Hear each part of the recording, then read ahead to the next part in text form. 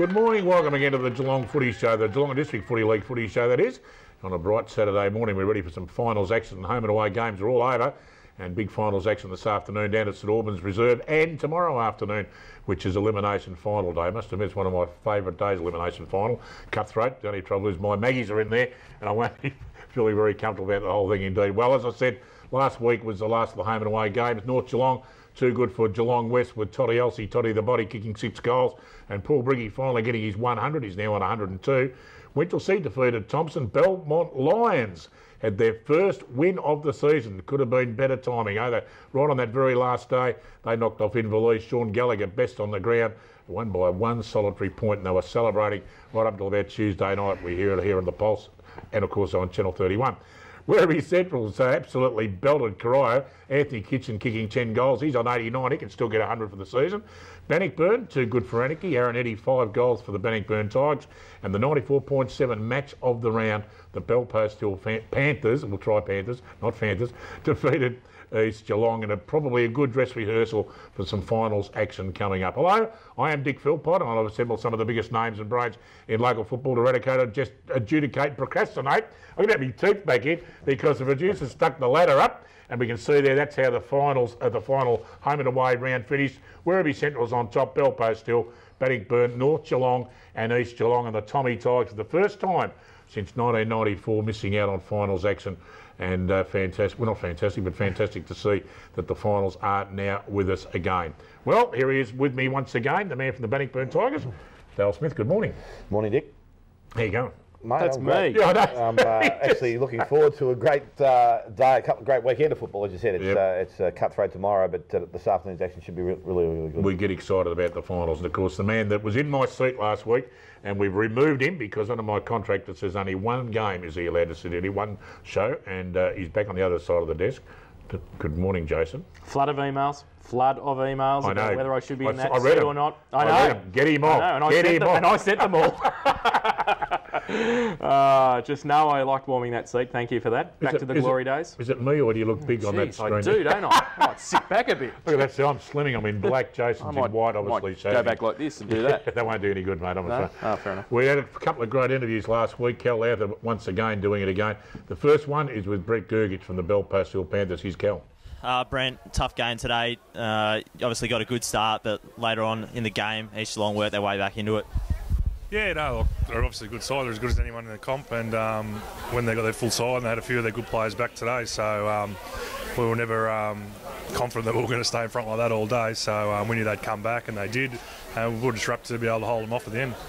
What are your concerns with your side? I noticed that during the game they sort of struggled getting through the flood that was sort of through the middle of the ground. Did you find that you had a bit of trouble with that, or is it something that you're not really too concerned about? Yeah, I think we did a little bit going into the wind. With that wind going that way, it's hard to try and pick off those kicks through the middle and around the ground, so we sort of had to go a little bit longer today to contests, and it probably hindered us a bit going into the wind, kicking a score into the wind, but I think when we had the wind behind us, make it a little bit easier to hit those kicks. So we spoke about that before the game, and that might be the case, so we were happy enough to kick it long to a contest when we had to. Can I just have a bit of an insight on your injuries? McPherson and Jovanovic here didn't play in the second half.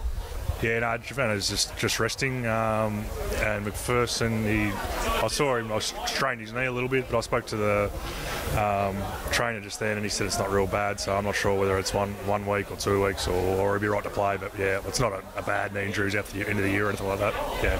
All right, thanks, Brent. No worries, thanks guys. And a fantastic interview there by Cal, and of course he followed up with another big interview with the coach of the East Geelong Eagles, Adam Scrobelak. Adam, you would have been a bit disappointed with your first quarter, but your team worked well in the last quarter and nearly pinched the game in the end.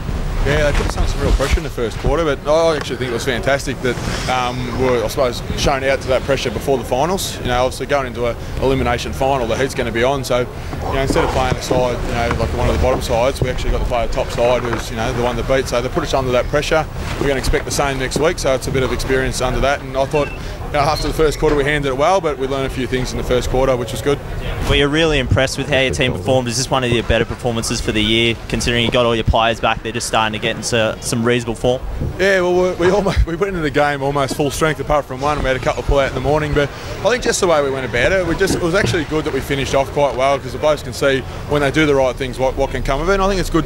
Everything's gone wrong for us during the year, you know, we had nowhere near a full side all year, and there's a bloke behind you on crutches that hadn't played a game, and everything's gone wrong, but we're still in the finals, and you know they're the side to beat, and we've seen how well we can play when we're up and running. But saying that, we've got elimination next week. If we don't perform then, well, it's good night. And you know, Frankie's got them pretty well drilled, so we've got to make sure we're on the ball. What do you think of Kyle Robertson's performance today?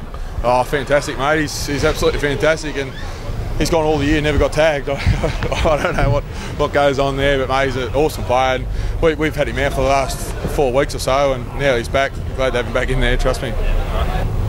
Fantastic interviews there by Cal Louth, and of course you'll see Cal again next Saturday morning interviewing some of the winning coaches and losing coaches of all the finals action on this afternoon and tomorrow afternoon as well.